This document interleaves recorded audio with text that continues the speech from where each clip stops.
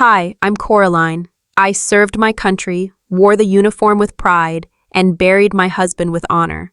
But what they don't tell you is, grief doesn't end when the casket closes. My family didn't just lie at Malcolm's funeral.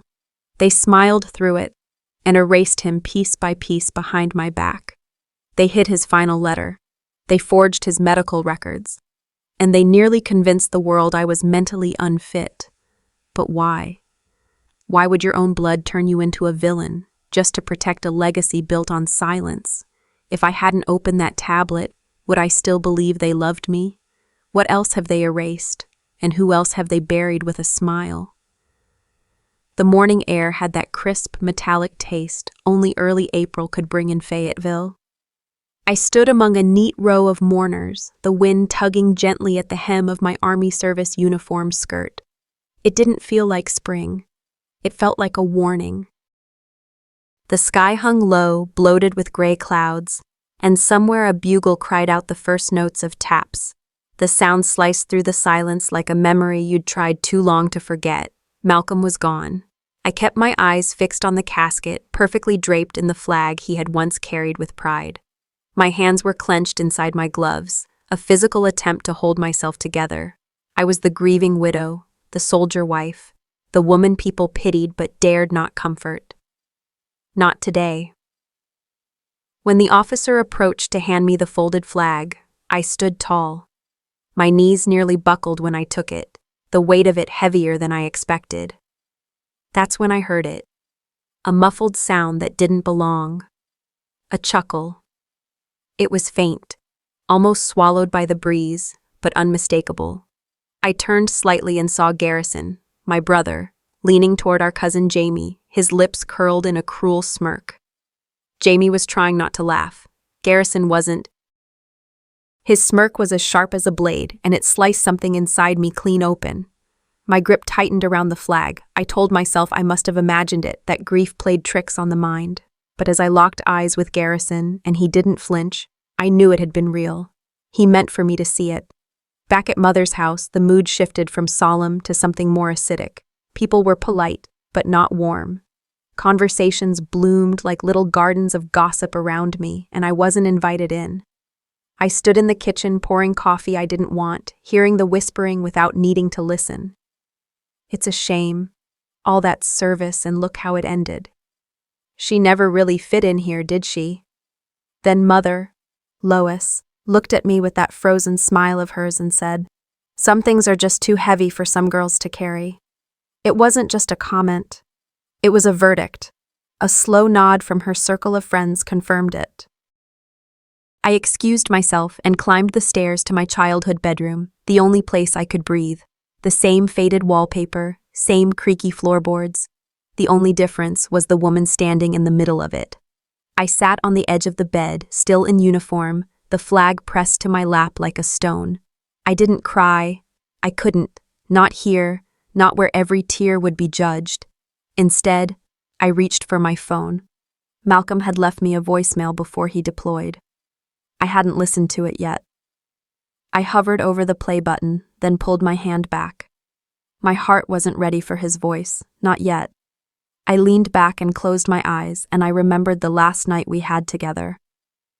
Malcolm was cooking tomato soup, my favorite, in complete silence. The kind of silence that doesn't come from lack of words, but from fear of saying the wrong ones. He looked up from the stove and said, "If anything happens, don't let them rewrite me."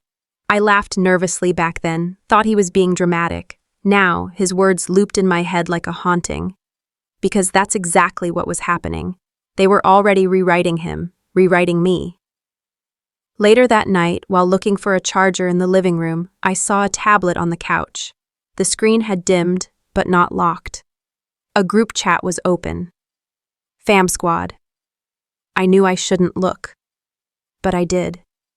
The last message was from Garrison. "Let her wallow. She needs to learn her place." The silence in the house suddenly sounded like judgment. Every clock ticked in accusation. I backed away from the tablet slowly, my blood cold. That was the moment I realized I wasn't just grieving a husband, I was being erased, I woke before the sun even dared stretch across the blinds. The guest room in my mother's house had a stillness to it that didn't feel peaceful, more like the kind of quiet that settles after a slammed door. I sat up slowly, still in my dress uniform from the funeral. The ribbons on my chest felt heavier than usual, like they knew they didn't belong here. I avoided the dresser. That's where I'd set Malcolm's medals, folded tight into a shadow box. Looking at them now felt like giving in. And if there was one thing I learned growing up in this house, it was that grief was only tolerated when it stayed quiet. From the hallway, I heard the clink of dishes. Someone, probably Lois, was up early. Her way of mourning always included over-functioning. She would scrub grief out of every tile if she could. I went downstairs, careful not to creak the steps. The kitchen smelled like toast and that over-perfumed air freshener she used as a shield against the smell of real life. She barely looked up when I entered, but gave a clipped nod toward the coffee. I poured myself a cup, but didn't drink. Instead, I sat at the edge of the stool like a visitor, waiting to be dismissed. "Weather says there's rain later," she murmured. Before I could reply, my niece Harper came in, dragging her glittery tablet behind her. She shoved it onto the counter and ran off to chase the dog. I reached for it, out of habit, maybe boredom, and opened the weather app. But another window was already up, a group chat titled, "Just Us." I froze. The latest message was from Garrison. Let her cry in that uniform all she wants. Maybe now she'll realize the army doesn't make you family. Another ping. From Lois. She was never strong enough for that uniform anyway. My hand tightened around the device, knuckles white. They weren't just whispering behind my back. They were carving me out of my own bloodline with every message. I placed the tablet down gently, like it might explode. Later that morning, I stood by the sink rinsing my cup. Lois came in with a basket of folded towels and a look too practiced to be real. "I saw some things on Harper's tablet," I said. She paused. "Children leave things open. You shouldn't snoop." I didn't answer that. I just looked at her. She set the towels down slowly. "You were never around, Coraline," she said, voice trembling. "We all had to adjust without you. Malcolm was here more than you were. We leaned on him when we couldn't lean on you." There it was, the tearful weaponry. "You think I chose the army over you?" I said quietly. "You did." I left the room before I said something I'd regret. Back upstairs, I opened my phone and navigated to the shared family location app. My name blinked on the map, tied to this house, this town, this family. I removed myself. They didn't get to watch me anymore. Back in my room, I stared out the window. My mind drifted to the day I chose re-enlistment over Garrison's engagement party. I remember thinking how proud Malcolm looked, said I was doing the right thing. But now, those choices were being rewritten like bad dialogue. And still, I said nothing. Some battles aren't won by drawing your weapon first. Then, just as the rain began to patter against the window, my phone buzzed. Unknown number. "Hello?" My voice was sharp, reflexively defensive. A man's voice came through, low and cautious. "Coraline, this is Zayden. I served with Malcolm. He asked me to find you, if anything happened." I straightened. "Why?" "There's something you need to know." And just like that, my grief wasn't the only thing that needed explaining. I recognized Zayden before he even looked up. He sat hunched over a chipped ceramic mug at the far corner of the diner, his posture too rigid for someone just sipping coffee. The late morning light slanted through the blinds, casting bars of sunlight across his uniformed shoulder. He didn't wave, he just watched me walk over, eyes sharp, unreadable. I hadn't even opened my mouth when he said, "You look just like he described." I slid into the booth across from him, trying to ignore the staleness of old fry grease and the scent of syrup that clung to the table. "Zayden, right?" I asked. He nodded. "Coraline." That was all it took. No small talk, no condolences. Just a quiet, somber exchange of names. And then he reached into the pocket of his jacket and pulled out a photo, creased, edges curling. My breath caught. It was me, in uniform. That photo had been taken just before I left for my last deployment, Malcolm had snapped it, grinning as I tried to act serious for the camera. The corners of my mouth were betraying a smile. He kept it with him, Zayden said, all the time. Folded it and tucked it in his chest pocket like armor. I stared at the image for a long time, my fingers tracing the fold lines like they were ridges of memory. He talked about you constantly, Zayden continued, voice low. But not just the love stuff. He was worried. Said you were too alone. Said your family made you feel like a stranger. I didn't respond. Couldn't. My throat was already tightening like I'd swallowed gravel. He started losing sleep, Zayden added. Said he kept having dreams where you were calling out but no one heard you. It got to him. My hands trembled slightly. He never told me any of this. Because he thought it would just make things worse, Zayden said. Said you were already holding too much. He didn't want to add to it. He slid the photo across the table. I didn't take it. I just stared at it like it might speak. Then came the part that gutted me. He wrote you a letter, Zayden said, eyes locking with mine.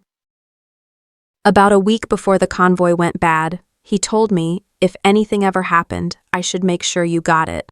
A breath escaped me like a cracked sob, but I clamped my mouth shut. I gave it to a woman at the wake, he said, hesitating. She said she was your mother. Time slowed. The diner disappeared. All I could see was Lois, arms around mourners, directing casseroles, collecting cards. She said it would be too much for you in the moment, Zayden continued. Said she'd make sure you got it when you were ready.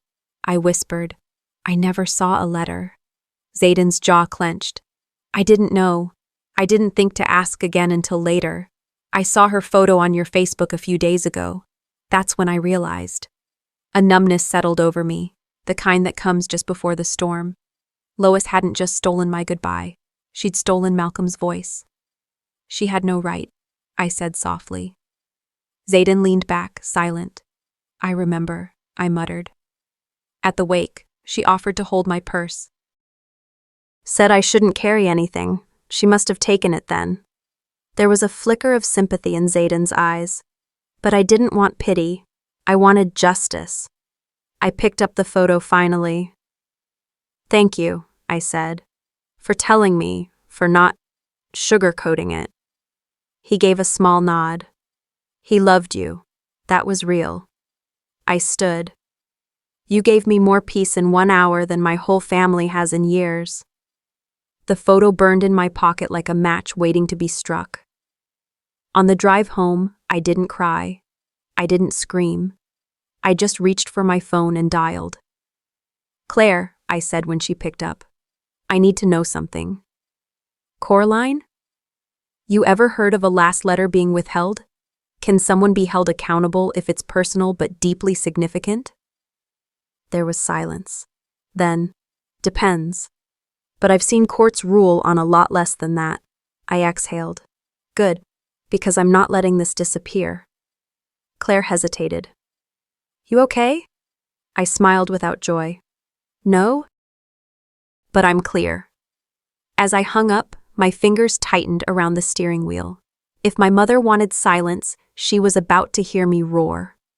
I returned just as the sun dipped beneath the horizon, setting the clouds ablaze in streaks of orange and bruised violet. The house looked deceptively warm, yellow lights glowing through the curtains like nothing had shifted, like no one had stolen a piece of my truth. Inside, the kitchen clinked with the sound of plates and silverware. My mother was humming an old hymn, slow and syrupy, as if her soul was spotless. Garrison's voice rang down the hall, cracking a joke that made someone cackle. I stood in the foyer, still and quiet, letting the air wrap around me like smoke. Silence, I was learning, could be far more surgical than shouting. I moved through the house with the kind of careful grace I'd learned in the army. When a room is full of enemies who swear they're family, you watch more than you speak. The photo album was on the living room table, almost like bait. Its spine cracked as I opened it. Page after page of childhood memories gave way to a newer insert. Malcolm, smiling stiffly beside a woman in a red dress. The caption beneath read, 1 week before the accident. But I knew that photo. I had taken it off our fridge years ago after the same woman, his CO's sister, had tagged them on Facebook. It was from a base fundraiser 2 years before we met. He'd folded it and tucked it in a drawer, only keeping it for the note she wrote on the back, thanking him for his service. Somehow, that photo had found new life, weaponized by someone with cruel imagination. I guess not everything is worth fighting for, Coraline. I didn't have to look up. Garrison was standing by the archway, arms crossed, that same smugness he wore at the funeral stretched across his face. "You'd be surprised what I'm willing to fight for," I said, flipping the page slowly, as if I weren't simmering. He chuckled under his breath and walked off, the sound of his boots thudding against the wood like a slow countdown. I stared at the photo one more time and closed the book. Not yet, I told myself. Not here. Later that evening, when the dishes were washed and the TV murmured low in the background, I found my mother alone in the den, sipping tea. "I know about the letter," I said softly, taking the seat across from her. Her eyes didn't lift from her cup. "What letter?" "The one Malcolm wrote to me, the one Zayden gave to you." She looked up then, her face already folded into maternal concern, that familiar weapon. "Oh, Coraline, that wasn't a letter, sweetheart. That was a mess of scribbled fears. He wasn't well, you know that. He worried too much, about everything, about you." "You mean he trusted me?" I said. Lois blinked, then smiled, sadly, almost condescendingly. "He was vulnerable. Sometimes people say things when they're not thinking clearly." I pulled out my phone. Funny, he sounded pretty clear here. I tapped the saved voicemail, the one I had played a dozen times since his death, the one where his voice cracked when he said, "Whatever happens, protect the memory of who I was." Nothing played. I checked again. The file was gone. Another one remained, an old birthday message, but the one I needed, the one I knew was there, had vanished. I stared at my mother. "You wouldn't." She didn't answer. She didn't have to. "You went into my cloud," I whispered. "You took something that wasn't yours." "It was never meant to hurt you," she said, finally, "only to protect you from what was too heavy to carry." I stood. "If you keep rewriting his life," I said slowly, "I will start writing yours." Lois went pale. For a moment, I saw fear, not of me, but of the truth I carried. From the hallway, Garrison called out, "Still playing soldier, huh?" "Maybe one day you'll learn how to be a daughter." I walked to my room without a word. I packed my uniform, my medals, and Malcolm's folded flag. Everything else could rot. I left no goodbye, only a note on the kitchen table. "He trusted the wrong people. I won't." The night swallowed me whole as I drove, the headlights painting streaks of white on the empty road. The farther I got from that house, the lighter my chest felt, like I was peeling off a skin I never agreed to wear. My phone buzzed just as I passed the edge of town. Unknown number. "I have something of his. Meet me." I didn't reply. I didn't need to. Because for the first time in weeks, I didn't feel lost. The road ahead was dark, but for once, I wanted it that way. The cabin smelled like pine wood and old grief. I stepped in with caution, half expecting some elaborate trick, but there he was. Curtis, a retired VA counselor, standing just past the threshold like he'd been waiting years to open this door. "You're Coraline," he said, not as a question, but as a confirmation of memory. I nodded, gripping my jacket tight. "You said you had something of Malcolm's." He gestured toward a cluttered desk near the window. "Let's sit. This isn't a quick kind of talk." The room was simple. Wood-paneled walls, shelves lined with framed photos of veterans, dusty commendations, and a single photo of Malcolm, half tucked behind a jar of pens. I sat down opposite Curtis, the air between us thick with what he hadn't yet said. "Malcolm came to me 6 months before he died," Curtis began, voice slow but steady.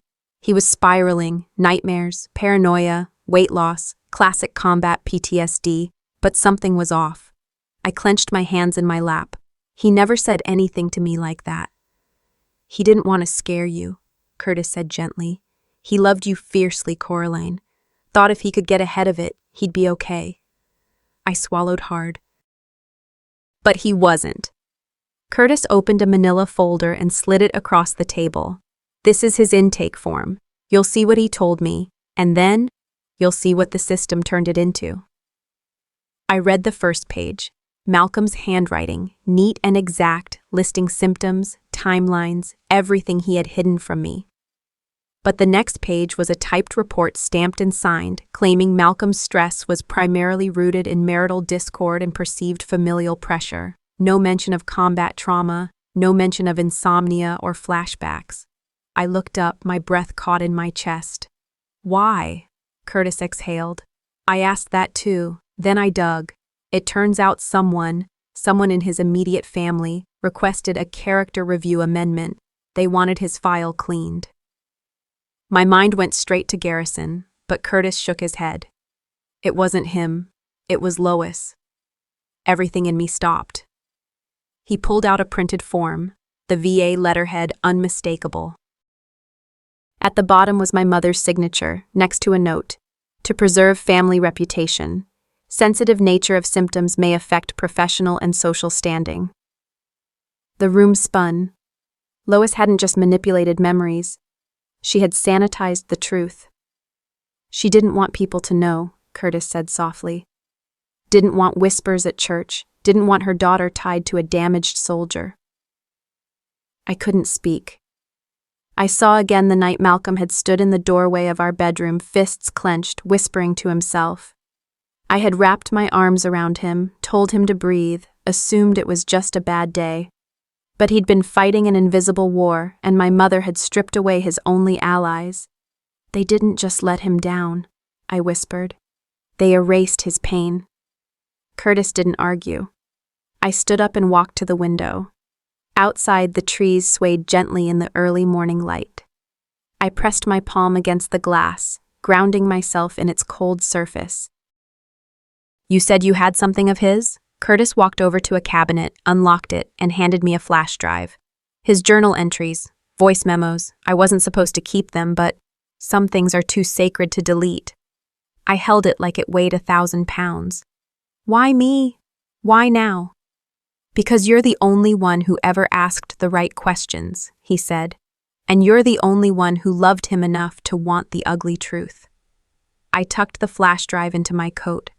I need copies of everything. He handed over the folder. Be careful, Coraline. They'll try to spin this. I gave a small, bitter laugh. Let them try.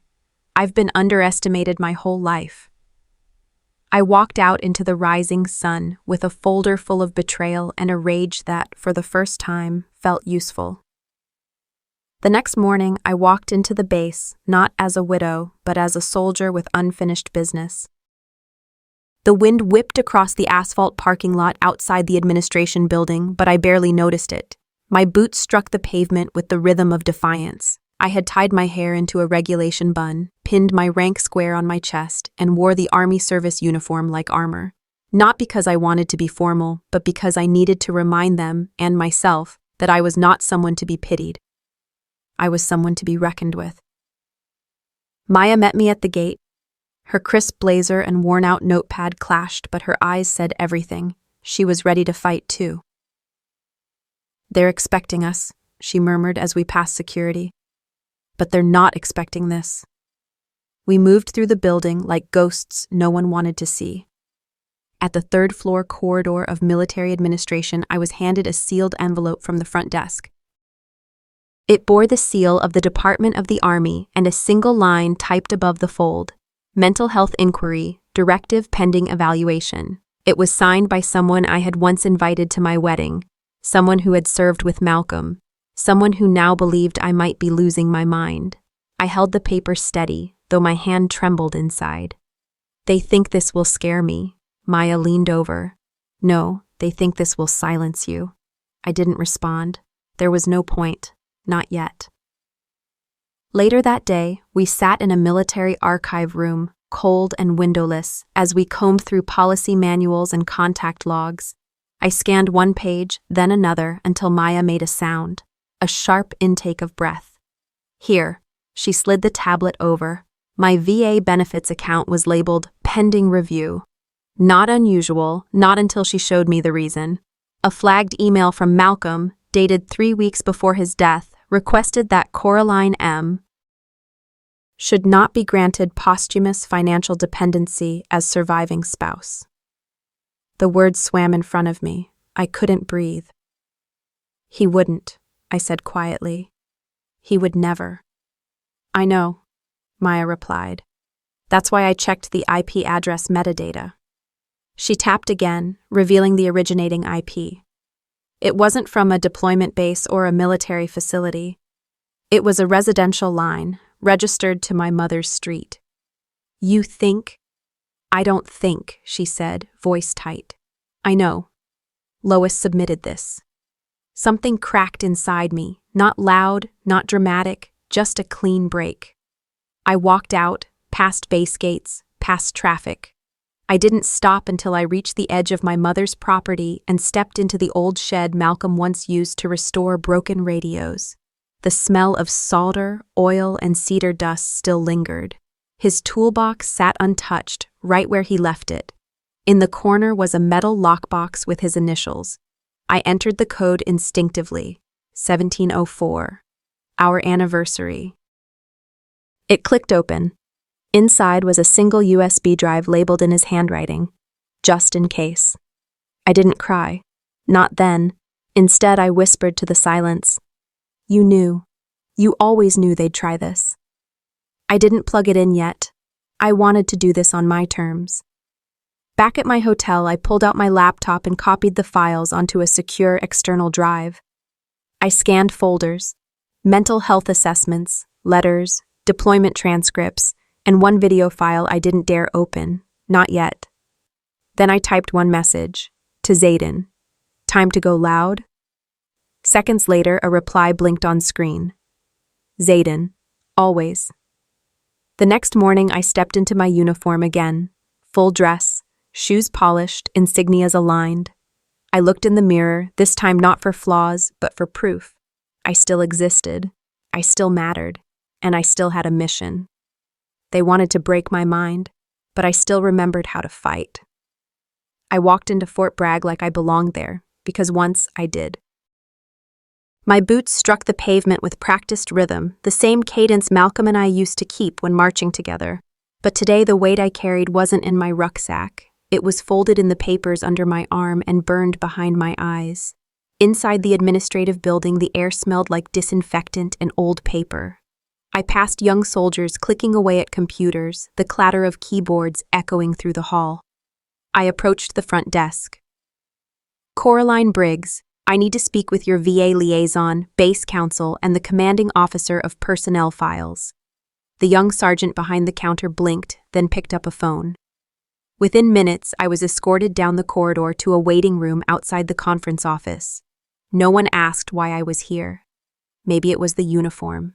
Maybe it was the look in my eyes. As I sat, I saw Garrison through the window, leaving another hallway. He wasn't in uniform, but he didn't need to be. His smug expression and familiar gait gave him away. He was speaking to a man I recognized from the last holiday BBQ, Lieutenant Doyle. Their conversation was too far to hear, but their posture screamed secrecy. Doyle nodded, handed Garrison a folder, and walked away. I leaned back. Breathe, Coraline. Just observe. Just remember. The door creaked open. A captain with silver-rimmed glasses motioned me inside. The conference room smelled of stale coffee and formality.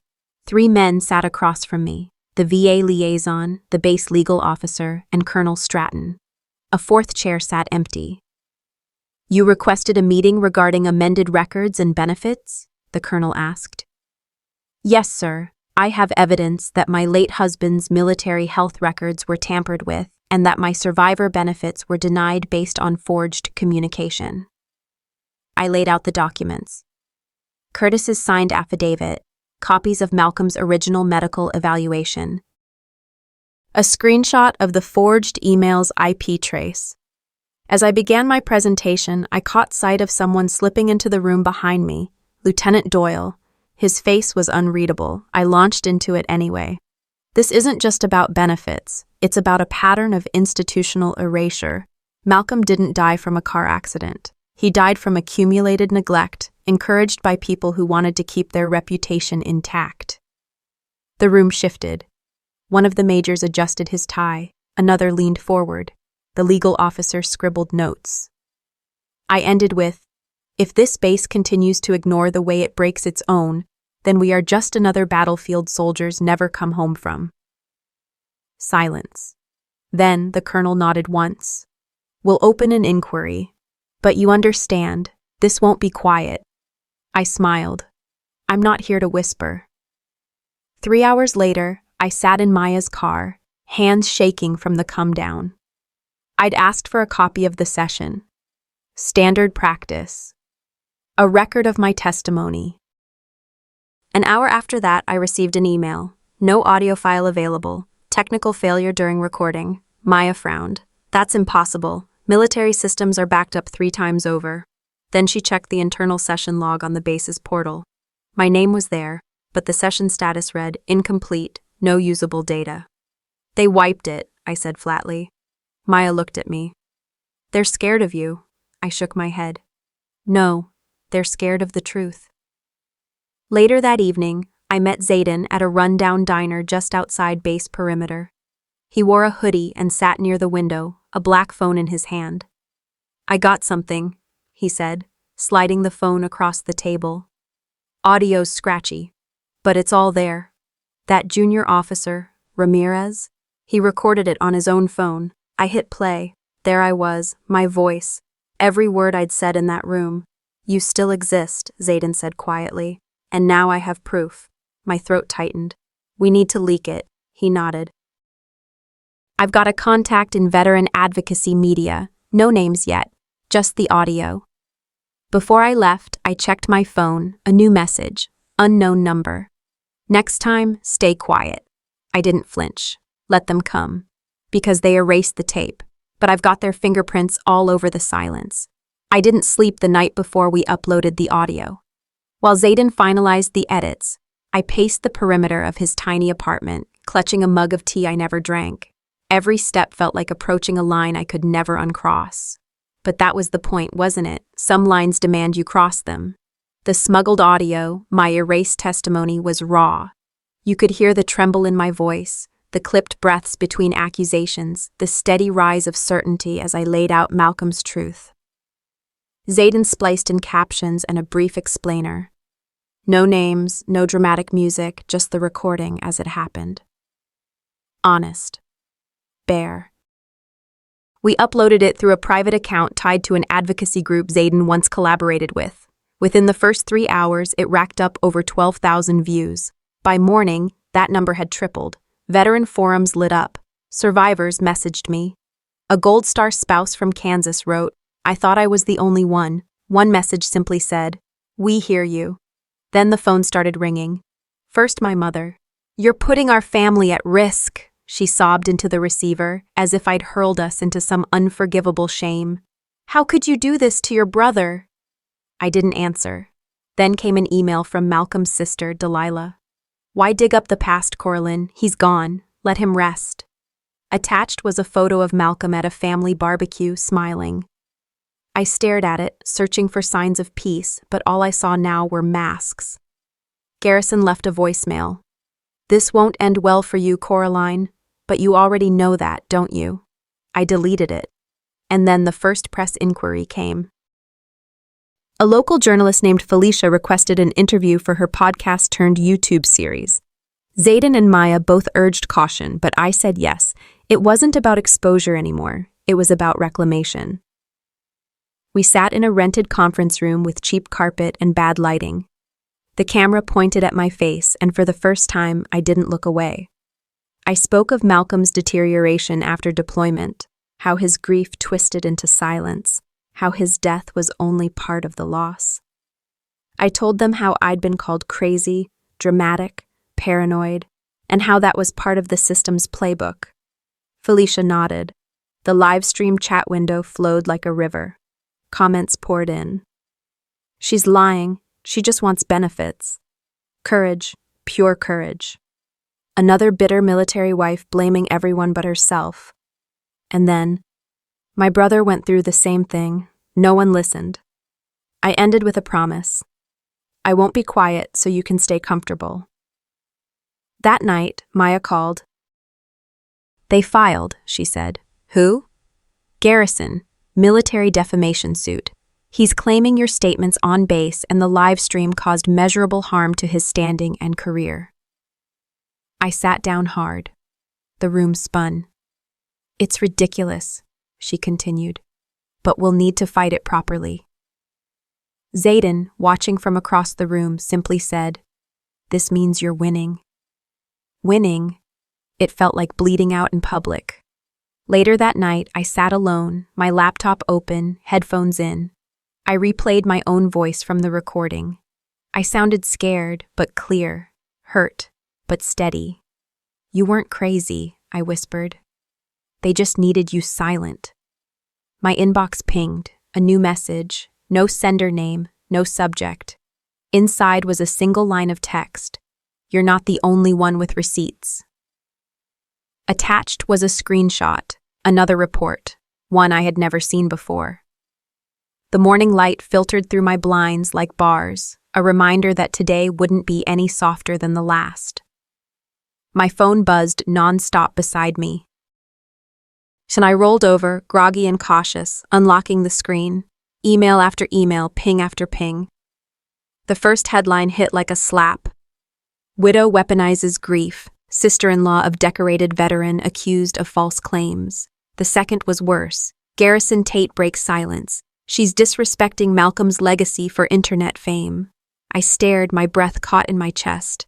I had prepared for resistance, for some discomfort, but not this level of public humiliation, not this national betrayal broadcasted like a breaking scandal.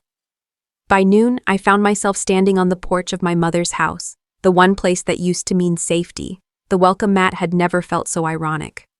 Lois opened the door with the kind of smile that's polished for company and poisonous in private. You've stirred up quite a mess, haven't you? She said, her tone far too even. Inside, it was quieter than usual. The TV wasn't on. The laughter, the forced small talk, gone. Only tension remained. Garrison sat in Dad's old recliner like he owned the house. My siblings avoided eye contact. I saw it in their faces before anyone spoke. I was now the outsider. She only does this for clout, one cousin whispered as I passed the hallway. Lois poured herself a glass of water and leaned on the kitchen counter. We just need to protect what remains of our name. I folded my arms. Your name? Or your secrets? She didn't flinch. Outside, on the courthouse steps that afternoon, a small veterans support rally had gathered. A local counselor invited me to speak, not because of the drama, but because of the documentation we'd shared about Malcolm's case. I stood at the makeshift podium, heart pounding. My husband gave his life in more ways than one, I said, and when I stood at his funeral, the people I loved the most smiled through their betrayal. A few heads nodded, one man saluted, others looked away. I didn't care. I was done measuring myself against silence. As I stepped down, an older woman in a wheelchair wheeled herself closer. Thank you for your courage, she whispered, her voice raspy with age and meaning. You're not just telling his truth, you're giving ours a voice too. Back at home, I found a thick manila envelope on my front porch. Legal documents. Garrison had filed an official defamation lawsuit through military channels. I stared at the seal like it was a death notice. Again. Maya met me at the safe house shed. This isn't about truth anymore, she said. It's about damage control. He's trying to bury you in paperwork. I sat down beside Zayden and pulled my knees to my chest. Let them try. If Malcolm could survive deployment, I can survive a courtroom. That night, we watched messages scroll in from strangers. One letter caught my eye from a retired corporal who'd served with Malcolm. He wrote, "He saved my life in Kandahar. I've kept silent for years out of fear, but you made me remember who he really was." I pressed the letter to my chest. Before I went to sleep, I opened my laptop, intending to draft a response to the veteran. But there was a new message in my inbox. Subject, proof number 23, they can't deny this one. I clicked, and my breath caught. A video began to play, grainy but clear enough. It showed Lois, in her garage, throwing a box labeled Malcolm's Final Day Letters into a burn barrel. Her face, her hands, the labels, they were unmistakable. They destroyed the box, but they couldn't destroy what was filmed. The auditorium was darker than I expected. A single spotlight lit the podium, and the murmur of the crowd sounded like a low tide in my ears. My boots clicked against the hardwood floor as I stepped onto the stage, the sound sharp in the silence. Dressed in full uniform, I felt the weight of Malcolm's memory stitched into every thread. This wasn't just about truth anymore. It was about his dignity, stolen, manipulated, buried, and my vow to unearth it. The seats were filled. Veterans, community members, reporters, and, most notably, my family. Lois sat in the second row, her face carefully blank, lips pressed together like they'd been sewn shut. Garrison lounged beside her, tapping at his phone like none of this mattered. I kept my eyes above them, focused on the beam of light, the microphone, and the trembling breath I had to steady. "I'm Coraline James," I began, voice clear despite the tightness in my chest. "Sergeant, U.S. Army, Logistics Command, Fort Hood, widow of Malcolm James." A ripple moved through the room, familiar with grief, respectful of rank. "I'm here today because silence has become too comfortable," I continued, opening the folder I carried. "And the truth deserves more than whispered sympathy behind closed doors." First, I played the voicemail, the one Malcolm left weeks before his death, the one I'd managed to preserve against all odds. His voice filled the room, warm, resolute. "If anything happens, don't let them change who I was," it said. "Promise me." Gasps fluttered in the dark. Then came the video. A large screen behind me flickered to life. The grainy footage showed a woman, Lois, standing beside a fire pit. She held a box labeled Malcolm's Final Day Letters. One by one, she fed them to the flames. I didn't narrate. I didn't need to. The date stamp was visible. The context, undeniable. The betrayal, complete. Lois stood up suddenly. "This is taken out of context," she said, voice cracking. I held up my hand. "I've heard enough context to last a lifetime." Silence. Until Reverend Moore stood. A tall, elegant man in his 70s, he walked slowly to the front. "I've buried too many veterans to let this pass," he said. "What Coraline has done here isn't disrespect, it's reclamation." He spoke of Malcolm, of all the soldiers like him, and how families often confuse protection with suppression. "The truth," he said, "heals or haunts, but it always finds its way out." The room shifted then. Some cried quietly, others nodded solemnly. Even the reporters, pens stilled, listened like it was church. Afterward, I stepped off the stage to applause, not loud or performative, but reverent. I didn't smile. I didn't cry. I just nodded and walked backstage where Zayden waited. "You did it," he whispered. "No," I replied. "We're doing it." Not even an hour passed before I heard the next ripple. Garrison stood outside the auditorium, arguing with a man in a navy blazer, military legal affairs. Papers exchanged hands. The man's expression didn't shift, but Garrison's did. He paled, a misconduct investigation for forged documents. Abuse of influence. I didn't rejoice. I just watched. Backstage, I sat quietly in a folding chair, letting the last few days settle over me like dust after a storm. I whispered Malcolm's name just once, felt it in my throat, in my spine.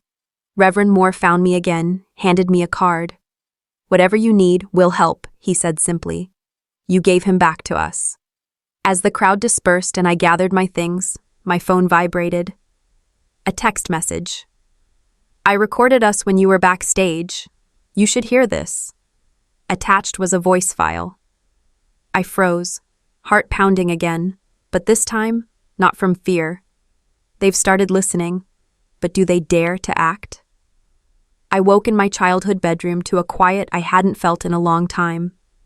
The lights were off, the curtains drawn tight, the wallpaper was faded, dust motes dancing in a slice of morning light. Malcolm's medals were gone from their display. His photos were gone. My uniform hung still, as if waiting. When I stepped into the hall, I heard Lois downstairs, moving softly, the hush almost an apology. I pulled on my boots and my uniform jacket. The seminar applause and evidence reveal from 2 nights ago still echoed in my ears. But today felt different. Not the roar of confrontation, but the tremor of possibility. Then the phone rang. Reverend Moore. His voice was warm, gentle, but strong. "Coraline, your story moved more people than you know." I went quiet. He asked if I would speak at his church tomorrow. He wanted to share the video and recordings with folks who might not have seen them. He offered to display the evidence in the community bulletin and help veterans who felt they'd been silenced. I said yes. Because for the first time, I wanted this to matter not just for me. Later, at the base legal office, I sat with Maya when the news came. The investigation into Garrison's actions, his forged documents, his pressure on military channels, was now official. Some of his firm clients had withdrawn. The accounts of people who once trusted him were unraveling. I watched the legal notices being typed. The weight of what Garrison had built on lies was starting to crumble. Afterward, I walked back to the house. Lois was in the backyard, light fading, hands clasped. I paused at the gate. She looked small in the twilight. "Coraline," she said. Her voice trembled. I saw the pain in him. I saw how Malcolm changed. I thought hiding the letter, hiding the truth, it was protection. Tears filled her eyes. I stood there, chest tight. There was anger. I could feel it. But I also saw a mother who made terrible choices out of fear. "I know you think you protected me," I said, "but you erased him. You denied him his voice." She dropped her gaze. I didn't know how else to keep respect for his name. "It's too late for hiding," I said. Not too late for truth. That night, back in the shed Malcolm used, I laid out the recordings, the letters, the voicemails. I played them quietly, letting his voice fill the space, the memories, the grief, turning hurt into something real. My phone vibrated. A message glowed on the screen, confirmation that Garrison had been federally reprimanded in his unit's investigation, because the evidence, now public, left no room to dismiss. Then a note from a survivor group landed in my inbox. "Your fight helped us. Together, we'll finish this." I pressed my hand over my chest. Relief, still new, fluttered there. So did sorrow, the kind that never fully leaves, but also hope. I had my vindication. But something tells me this is only the first real sunrise.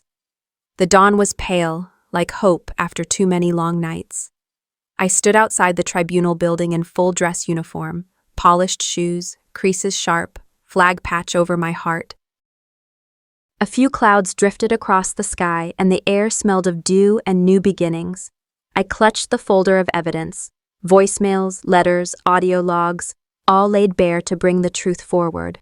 Inside, the courtroom felt cavernous. Media lights glowed, cameras were poised, veterans and community members packed the benches. I saw Reverend Moore, his shoulders square, watching. Lois and Garrison sat together, but distance tugged at their joined hands. I stepped up when my name was called, heart pounding, steady strong. They swore me in. The judge asked, "Ms. Coraline, you may proceed." My voice carried across the room. My husband served this country. He trusted us, his family, to tell his story with honesty.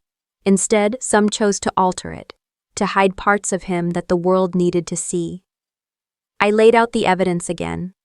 Malcolm's own handwriting, metadata showing documents forged, the video of Lois destroying day letters, letters she claimed she hid, but then destroyed. Garrison's face went pale. Lois's eyes filled. The weight of years of whispers and deletions hung heavy in the air. Finally, the judge asked Garrison directly, "Do you admit to forging these documents and suppressing the record?" His voice trembled. "Yes, Your Honor. I did." I believed I was protecting something, our reputation. But I see now what I've destroyed. Lois nodded, tears falling. She spoke once she was asked. I thought I was shielding my family. I never meant to silence Malcolm or you. When the verdict came, I don't remember the sound of the gavel. What I felt was something loosening inside me. Malcolm's record was restored with the full PTSD diagnosis he deserved. Survivor benefits granted, honors affirmed. The judge called Malcolm's service and sacrifice undimmed by lies. The crowd exhaled. Some stood to applaud. Reverend Moore approached from the front row and embraced me briefly. I looked at faces in the audience, people whose eyes had watched me when I was quiet, people who now nodded, some with relief, some with apology. Later, I walked to the shed Malcolm loved, his haven among tools and radios, cedar smells, fragments of his workbench. I placed the letters into a sealed box. Each page was worn with time. Over the oak root just beyond the old maple fence, I dug a shallow grave. I buried them there, symbolically laying the weight of silence to rest, beneath soil and sky.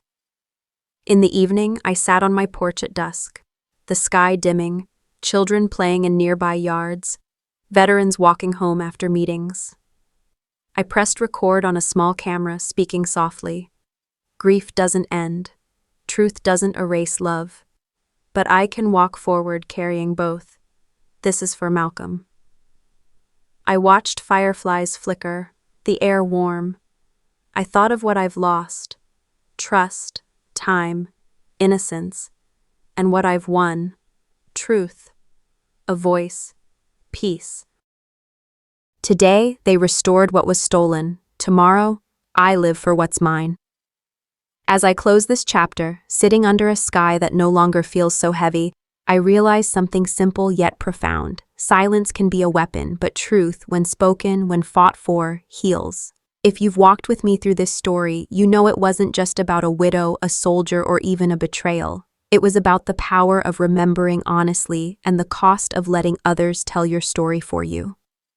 Here's what I've learned, and maybe it's something you need to hear today.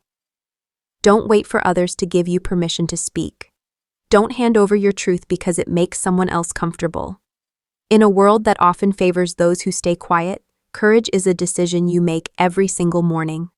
I made mine in uniform, with trembling hands and a spine of steel. You can make yours right now, wherever you are. So let me ask you, what story in your life have you kept quiet about for too long? Who taught you silence was safer than being seen? Drop your thoughts in the comments. Whether you're here to listen or to speak, your voice matters. If this video touched your heart, drop a 1 in the comments or let me know what city or state you're tuning in from. I'd love to see how far this message travels. If this didn't speak to you, I respect that too. Tell me what didn't sit right and where you're watching from. Maybe we'll connect over that truth too. And if you're someone who believes in stories that matter, in voices that rise even when they shake, go ahead and subscribe to the channel. We've got more truth to uncover, more hearts to speak to, and more courage to ignite. Because this isn't just my story, it might be yours too. Hit that subscribe button. Let's keep walking forward, together.